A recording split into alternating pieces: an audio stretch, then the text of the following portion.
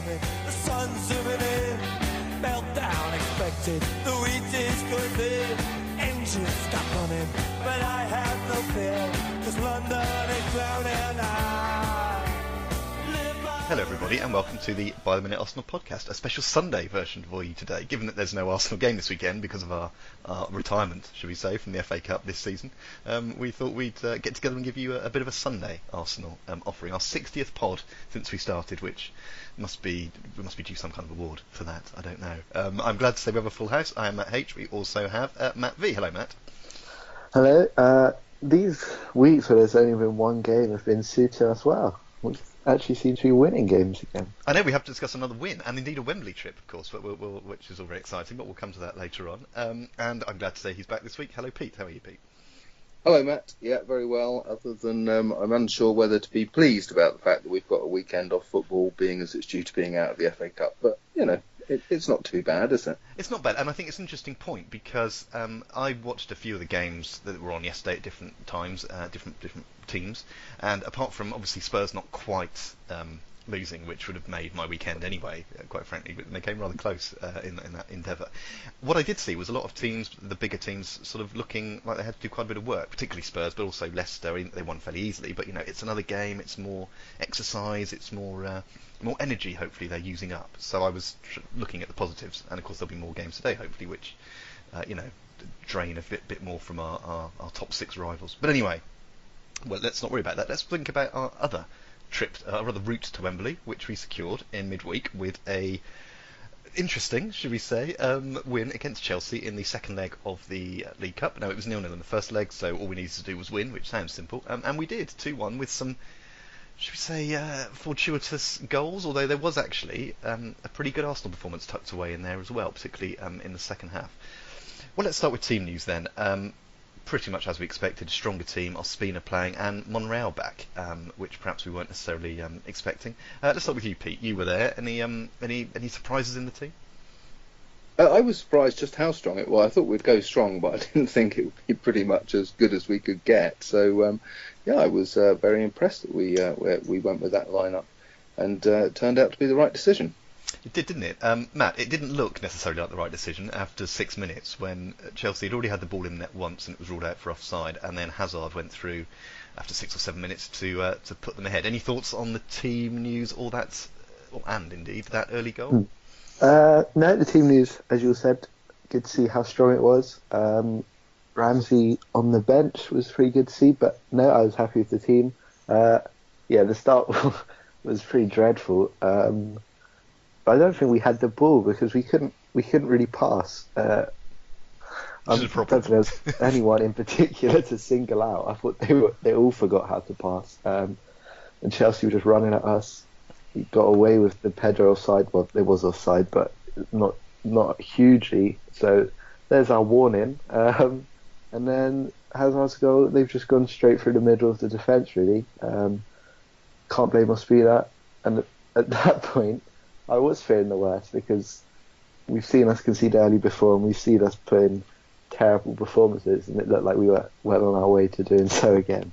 The problem is, to quote Theo, I think one of Theo's post-match comments. God bless him. Now he's left us.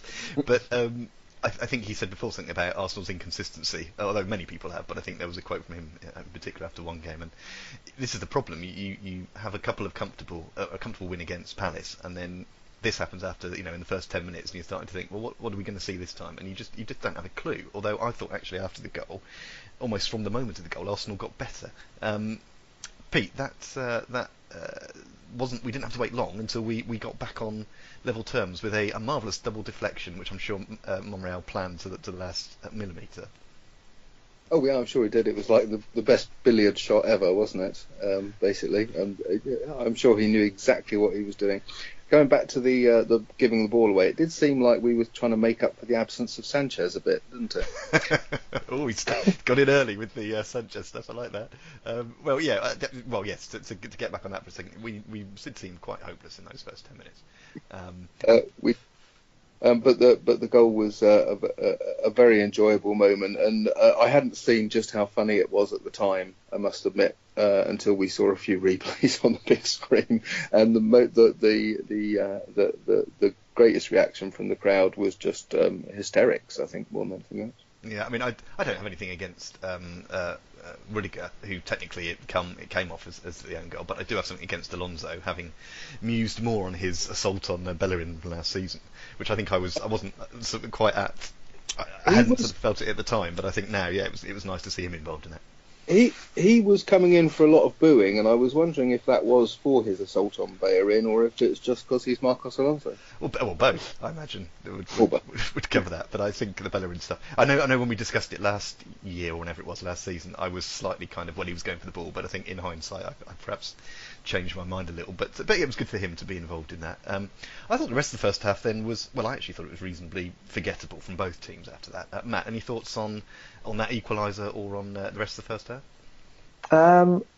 No, I mean, obviously the equaliser I think was pretty important considering how poor we'd been up to that point. At least got us back into the game. No, I was a bit confused really with what our system was in the first half, because I couldn't work out the midfield. Xhaka seemed to be playing very attacking, which meant Ozil wasn't where he usually was, and he was drifting out wide, but he was drifting out wide to where Iwobi was too. So the team seemed pretty unbalanced, but we were defended solidly enough, and through putting in basically all of them putting in a pretty good shift, we were looking solid enough. But yeah, I wasn't convinced hugely with the system, and that midfield, I don't know if they all knew exactly what their role was. Well, they did seem to be a little confusion, didn't there? Which they seemed to sort out in the second half when it was, I thought, a much better Arsenal performance. A number of players have come in for praise. Two of them in particular. I was going to mention them at the end, but I'll mention them now. Monreal, obviously, and El Neni, who sort of dropped back and seemed to provide a bit more stability at the back. Pete, any thoughts on the way the second half went for Arsenal? Oh yeah, we certainly improved a lot, didn't we? And really started to get things together. People have pointed to this tactical adjustment Wenger made, and I think that's probably right. People have talked about it as a back three. I'm not sure it was. I can't work out what our defence is playing from 1 minute to the next, to be honest. Whether it's back three, back four, back seven, I don't know what it is. But it's very peculiar. I'm sure against Palace, no one has. I don't think anyone else has mentioned this. So I'm sure I'm just talking nonsense.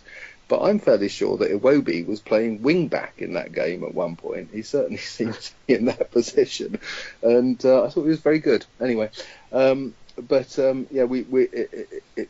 if it was a tactical masterstroke, great. And it was certainly on any move back a bit anyway, in towards more of a central holding position, and that seemed to work very well and bring everything together a bit. But I think also it's not really been mentioned that a lot of this improvement must have been down to Willian going off and being replaced by Ross Barkley, which why I don't want to criticise the guy very much. To be honest, I don't care how bad he is. He's a Chelsea player, but you know his replacement of Willian did not work well for them. Let's put it that way. Well, good, because we don't, all the better for us. But that's an interesting point. Which, of course, yes, we should have mentioned. Willian went off after just half an hour, didn't he? So that was quite a difference. Well, we took the lead on the hour. Another, I thought, excellent persistence from Lacazette to keep going down the right and get the ball across. Xhaka did well to stick his foot out and poke it home. Nice for him to have a shot from sort of inside the 6-yard box or wherever it was, very close 6-yard box rather than from 25 yards out. And again, the replay service, again, I hadn't clicked at the time. It took another nice little deflection, sort of took an Arsenal bounce, as it were, for us to take the lead. Matt, we must have enjoyed that one. I did. As you said, Lacazette did well to hold it up until support came, crossed it in, took a huge deflection. And maybe we found Xhaka's position. Maybe playing in this more attacking marauding role means he doesn't have to shoot from miles, and I'd be more than happy for that not to happen anymore, because he did well. We need that probably more, especially when Ramsey doesn't play. We don't often have people running from midfield, but Xhaka did. We got another very lucky goal, and Chelsea are probably wondering how they were behind at that point, because I know we've played okay, but I don't think we were anywhere near our best. Our passing still wasn't great, but we did enough, and then it just became about holding on. Yeah, which I think we did reasonably well. We did have a chance to finish it off. I should mention it. Iwobi was through after good work from Bellerin and Ozil, but it was straight at the keeper. As I recall, Pete, you seemed like you remembered that one. Yeah, I did, and I just thought it was a real shame for the lad, but he couldn't take it. He got a lot of abuse, and I don't think he deserved it. It was, he probably felt worse about it than anyone, I should think. And, poor chap. It was a great shame because that would have been a lovely finish to the game. Really, it would have been all over at that point, wouldn't it? So, it would. I seem to recall it wasn't too long after the goal when Arsenal had a particularly good period, but I could be wrong on that. But that was. But it didn't matter. That's the main thing. Just going back to the Xhaka goal. Yep, please. I think that must be his first goal from within the penalty area. So is that officially his first Arsenal goal, as the other ones don't count? I don't. There was something mentioned during the commentary about that, and I can't remember what it was. So I'm afraid I'm not going to be able to help with that particular definition. I don't think he hasn't got very many from inside the 6-yard box or wherever it was. So they all count, I suppose. Although we don't want to encourage him to think, oh, I'll keep shooting from 25 yards away then. We held on then to the victory. There's only one other point I wanted to make that I hadn't already said. The commentator at one point, and Kolasinac came on later on in the game, and the commentator at one point said he was out of position. I wasn't aware he was ever in a position. He appeared to be, to use one of Matt's words, marauding all over the place, which I found slightly concerning with just a few minutes left to try and see the game out. But apart from that, I thought it was a fairly sort of competent performance after those first 10 minutes. Matt, anything, or well, we'll start with Matt first. Anything to add about that? I say Monreal and El Neni got some plaudits afterwards. Anything you'd like to add to that? Mm-hmm. Yeah, I thought Monreal was great, as he has been. Good to see. I think Monreal's goal was from another set piece, so we've worked those out as we thought we had after Palace. But yeah, the way we saw it out with those substitutions, I think it does highlight, especially while Giroud's injured, we don't have a huge amount of options going forward at the moment. Ozil finished the game as striker, Kolasinac somewhere vaguely on the left, and Ramsey also in a pretty attacking position. So it wasn't a hugely balanced end to the game, and that might be something we need to address going forward. But it was enough to see it out, and we have a really good record against Chelsea this season. And last season really towards the end of it. So that's one team. Hopefully, we can keep that going forward. Just the other few big teams to deal with, and we'll be there. Or the other 18 teams. So we have to worry about. Yeah, true. But yes, the record against Chelsea is remarkable for a number of reasons. I don't quite know how this has happened, but obviously they need more money. That's their problem. Pete, anything else you'd like to note about any of the individuals on the show? Just that I actually thought it was a pretty magnificent defensive performance for that second half, and especially after we took the lead, I thought we were just great, and lots of really wonderful tackles. But unlike in previous times when we've been doing this, where we're very last ditch with our tackling, these seem to be just wonderful pieces of defending, basically at the right time in the right place, without everyone running towards the ball, and just I thought it was our best defensive performance in probably not much more than the last half hour, but it just looked really, really well controlled. I know that Chelsea weren't up to that much, but it was just really nice to see that.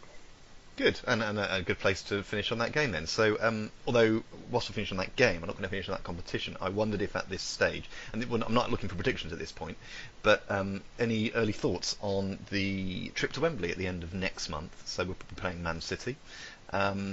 Matt, any thoughts at this early stage about the team we might see, or anything along that? Anything that sort of springs to mind at this point? Well, I mean, for the sake of everyone watching, I hope he picks a strong team, because Man City are quite good. I think he has to go full strength. Well, he went full strength in the semi-finals, so I see no reason why he wouldn't. Especially by that point, this could be all we have left, really. So I know we're going to be up against it, but we were up against it in the FA Cup last year when we played City and Chelsea in the semi-final and final. We came through it, so who knows? We got a really, really good record again at Wembley recently, so it'd be good to go there and win again. It would. I'm just looking at the fixtures. The fixtures could fall in our favour a little bit because the game we're playing beforehand is at home to Östersund in the UEFA Cup. The Europa League. Show my age there. So if we have, without disparaging our Scandinavian opponents, if we have a good lead perhaps or a comfortable lead from the first leg, that might allow a bit of flexibility. Man City, I assume, are playing that week in the Champions League. And weirdly, we then play Man City again on the Thursday after the League Cup final. So we will have the same issues in terms of the whoever we play. Man City, I'm imagining, have a little bit of a stronger squad than we do. But we may be able to rest some players then in the week before that, which would be interesting. And obviously it's still a month off and lots of things happen between now and then. Pete, any thoughts at this early stage on anything about that League Cup final? Just looking forward to it, really. We've got a great record at Wembley. So, and we've beaten Man City there before. I think, as you say, we'll be able to play a strong team. We'll see how things go between now and then to see what that strongest team may be, because I suspect it may change a little bit in the next month, depending on how Mkhitaryan settles in and if we buy anyone like Aubameyang. That is a wonderful link into the next section. You've done it again. You did this the other week because I wasn't going to do a Premier League review because there hasn't been any Premier League to review. But as we've discussed in previous pods this month, we discuss any new transfers that have happened, and we wait till they've actually happened rather than speculate too much. When we were doing the pod last Monday, Matt and I were able to mention that it was all confirmed, the swap deal of Sanchez and Mkhitaryan, but we thought we'd wait till this week because it was happening as we were doing the recording. So, let's start with Pete first then. Thoughts on the Mkhitaryan-Sanchez swap? Not so much if it was a good deal or not, although feel free to mention that if you like, but if we think Arsenal are going to benefit from this, not in the sense of Sanchez leaving, but in the sense of Mkhitaryan coming in, is it a good move for Arsenal in terms of what we now have at our what resources we now have? I'd rather talk about it as a deal because I think it was the best we could possibly get. I think it was brilliant at the end of the day. I mean, compared to the situation we were in, which was what everyone keeps calling our best player, being lost for free.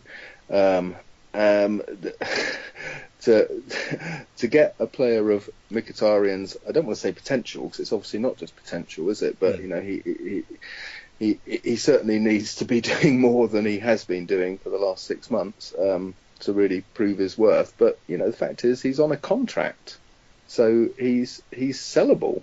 I mean, it's just astonishing that to me that we've come out in such a good position. I think it's just a brilliant deal for the club. Whether he settles in and plays well for us and is the player we need is another question, and I'm not entirely sure about that. But he is very much a Wenger player. Whether he can play with Özil and how we will play in any setup is yet to be seen. I think it's exciting and interesting. That's the most interesting thing, isn't it? And people wanted to see change, and there's been a change. So I think this is about as good as we could have possibly hoped for with the Sanchez situation. It's interesting you describe him as a Wenger player because, of course, there'll be a lot of people who don't see that as a good thing necessarily. Yeah. But so that'll be interesting. Well, while Wenger's in charge, I think we probably do need. So. When you put it like that, there's a certain logic. I was thinking about this the other day. I was thinking, I tend to agree a little bit with you in that I think it'll be interesting. We don't really know what's going to happen, of course. That's the first thing. We need to see how this all fits together. I with the benefit of hindsight, and of course that's always makes life much easier. I wish now we had just sold Sanchez to Man City last season or last summer, I should say, because they wouldn't be any better with him. They couldn't be any better than they've already done with him. I mean, if anything, I think they may have lost the odd game more because they've been trying to fit him in, and he's got to play with new players, whatever. They've done, let's be fair, fantastically already this season. I'm not sure he would really have improved them. So. We could have got more money then, perhaps, but we've obviously got an asset back at the moment. So I tend to agree that at least we've got something coming back the other way. And again, it's so easy with hindsight to look at how that would have worked. I think what would have been a disaster, though, is if we had sold him on that last day of the season with no replacement, 60 million. and Man City go on and get into the position they are with him, I mean, it would have just been terrible. Yeah, even if he didn't actually have much to do with it, it would have looked, It would have been seen as entirely down to having sold them Sanchez, and no, I'm really glad we didn't, actually. In some ways, I know it's been hideous, this whole process, but looking back, I think, as I say, I think this is about the best we could have hoped for the whole situation. It is, Matt. We mentioned this briefly last week, but we said we'd leave it. Any thoughts now you've had a few days to cogitate? Yeah, it's a difficult one, really. I agree that I think we're a lot better off having Mkhitaryan than if we even sold Sanchez this window to City for like 20 million. I think I'd much rather just have Mkhitaryan. I think he could be a really, really good player for us. We've seen in the past players that don't shine under Mourinho but go elsewhere and are hugely successful. So I don't think there's any reason why he can't do that. In terms of Sanchez, I don't know. I can't say I'm hugely sad to see him go. I loved him while he was here. I loved watching him. I thought he was great, but it's just a bit annoying, really, that we weren't able to keep him. That I don't know if he ever had an intention of signing a new contract. So it's just one of those things. You know, how would we have felt if the clubs turned around 2 summers ago and said he's not going to sign a new contract, so we're going to decide to sell him now? There'd still have been uproar. So it's just one of those situations. It was never going to work out hugely well. I don't harbour any ill feeling towards him at all, really, but I hope he has no success at United. I hope he's absolutely terrible, falls out with Mourinho, and I hope Mkhitaryan can replace him. In terms of how Mkhitaryan fits into the team, I think somebody asked Wenger that at a press conference, and he said, "I'll just let the good players play together." I mean, a bit terrifying, a bit exciting, so it could be fun to watch. I think Mkhitaryan could be a really good signing. Well, we'll see. We'll see how that goes over the next few months. We'll have some. Can I just say, I do hold one thing against him. Oh, go on. If it's true that he really did just annoy the hell out of everyone and really destroy our team spirit, then I do hold that against him a bit. Well, there certainly seems to have been the odd stuff on social media from the remaining players that may be slightly deemed as a slight in his direction, shall we say? But I don't want to put the last 2 games because I think they are just 2 games into any sort of really say they show any huge difference within the team. I think there does just generally I think everyone's just relieved this is over. I think aren't so. they? Yeah, I think that's a good way of. I think that's the simplest way of putting it. And we can find a way forward now. Whether it works out or not is another question. But I think people are just pleased it's over. And while it may not be personally Sanchez's responsibility, I'm quite glad to see the back of him. I was getting a little bit like that, particularly when you hear about the money that he's after, and it's not particularly justifiable, quite frankly, if it's to be believed. And of course, there may be smoke and mirrors going on here, but he was very good, but I don't think he was that good. And I think there was a bit of avarice going on there, which did put me off a bit. But not that I wouldn't do the same, given the opportunity. I'd be asking for plenty of, might as well ask for it. Don't ask, you don't get. Pete, while we've got you, actually, one thing we didn't get because you weren't here last week, we didn't get your thoughts on Theo Walcott. Do you want literally a couple of words on him off to Everton or not? Yeah, lovely Theo. That's all. Lovely Theo. Well, I've got.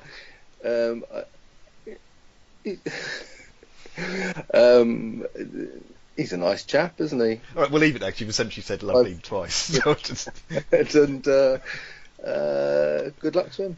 He's somebody I will wish good luck to him, obviously, other than against us. Which again brings us nicely onto our next games. This is fantastic. You're really working this. Prediction time. So, Matt, maximum points from the Chelsea game to stretch his lead at the top of our little prediction table, and a rare bang-on result. We don't get many of those. In fact, that's our first one in the cup competitions for many of us, which I think says more about us, perhaps, than the team, but or perhaps says quite a lot about both. How difficult it is to predict Arsenal games. I got a point. Pete, I'm afraid, with his 2-2 prediction, did not get in on the scoreboard. So we have 2 games to look forward to briefly. We have Swansea away on when is that? Next Tuesday. and then we are at home to Everton next Saturday, the 5:30 kickoff. Let's start with Matt then. So a brief word on each game, if you like, and the prediction, please. We go into the Swansea game with confidence, and for us that means a lot. Swansea, not doing very well this season, but at home against Liverpool last week, pulled off a 1-0 and deserved to win that. So, and we've proven that just like Liverpool, we are more than capable of losing any given game at any time. So, I don't think it'll be an easy game, but I think we're in good enough form and in good enough confidence defensively and going forward to be able to win that. I will go with 3-0 Arsenal. That sounds very optimistic. 3-0, yeah. Okay, great. Everton. And then on to Everton. I don't think any Everton fans actually like Allardyce. I think he's boring them to death, which is understandable. They seem a pretty terrible team to watch. I hope Theo Walcott doesn't. I hope he plays well without really doing anything. that would be the standard. Yeah, well, exactly. I think they're going to sit back and make it as boring as physically possible to watch, and it will just be a question of whether we can break them down. I think we can. I'll go 2-0 Arsenal. Where are we? 2-0 Arsenal. Okay. Oops. Yes, I mentioned when I said, of course, we finished that we didn't have any Premier League games to talk about in terms of a review of other teams. Of course, the one game that happened just after we podded last week was the Liverpool-Swansea game, which I was very surprised when I was keeping an eye on that and saw how that turned out. So yeah, we have to be careful of that kind of thing, but hopefully lightning won't strike again. Pete, your thoughts then, please, on those two games. Well, I think the Swansea game is fascinating. That's an odd thing to say, isn't it? It really is. The first time in my life I've said that. Much like Matt said earlier. I won't mention what it was on air. Sorry, Matt. But the Swansea team, I think, is fascinating because it's the first one since things have happened, changes have happened, that is an away game. And home form was good before that anyway. So maybe the last two results haven't been that much of a surprise anyway. But it's back on the road again, so I think it's absolutely fascinating that this will be the first game we play away since the Sanchez move and Walcott's move and Coquelin's as well. So it's quite exciting, and it's presumably potentially our first chance to see Mkhitaryan. So we really do have no idea what the lineup might be for this, how they might play together. And really quite exciting and interesting to see what comes about. Swansea, as you say, have been awful, bottom of the table, but did somehow manage to beat a fairly poor Liverpool side.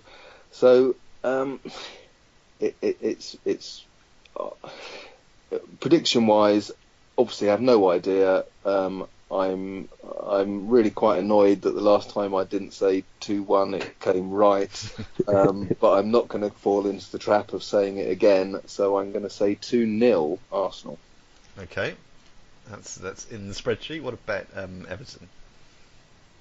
Everton, as Matt says, they're I don't want to say that Allardyce doesn't seem to have had his effect quite yet, because obviously he's turned them into an extremely boring side. But so he's had that effect. But he does seem to have a positive effect in general. But it did last season when he took over at where was it? Sorry, Palace. No. Palace. It did take quite a while for him to have a positive effect. So I'm just hoping that still hasn't started to happen. And it's another home game. One will be interested to see again how we've got on at Swansea and how our new players are fitting in. And I suspect we can. I'm going to go for a 2-1. 2-1, interesting. All right. I can just say, just to defend myself, the weird thing I'm not doing anything weird in our pre-pod conversations. I just mentioned I've been to the gym, and Pete, having known me for many years, I think we'll still find that hard to believe for some time. But that's all. I'm not doing anything weird. What I am going to do is predict these two games. I've gone 2-0 for both. It's quite weird. It's not weird. I just thought, I could do with some fitness. That's all. So there we Good go. on. It's not. I'm not sure it's making any difference, but there we go. Perhaps I need to do more than I'm doing. Just going to the gym. Can I actually do stuff when I'm there? Right. I'm going 2-0 on both of these games because I've and ahed a bit over the last few minutes actually when you've both been talking about putting different predictions in. The Swansea one, I think it's interesting. We'll have had a week's rest. We'll have had, as you say, a new player to play with, possibly two, although I'm guessing not at this stage. Swansea, yeah, they did all right against Liverpool, but I'd hope we could win. I mean, let's be frank, we have to win these games to try and stay in touch with the top four positions. Everton 2-0 because I think we should have enough at home to beat them, even if they are well organised. I would hope that we've got those attacking talents, if they're all firing, to get something from the game positively, get 3 points.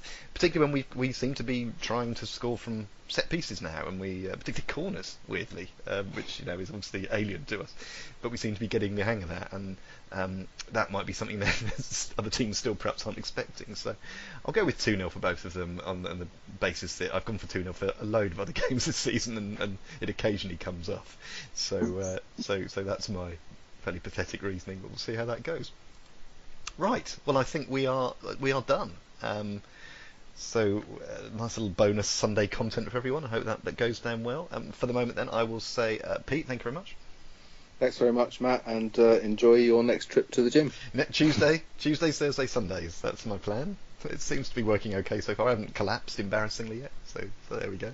And Matt, thank you very much. Thank you very much. And thank you everyone for listening, and we will be back next week. Take care, bye-bye.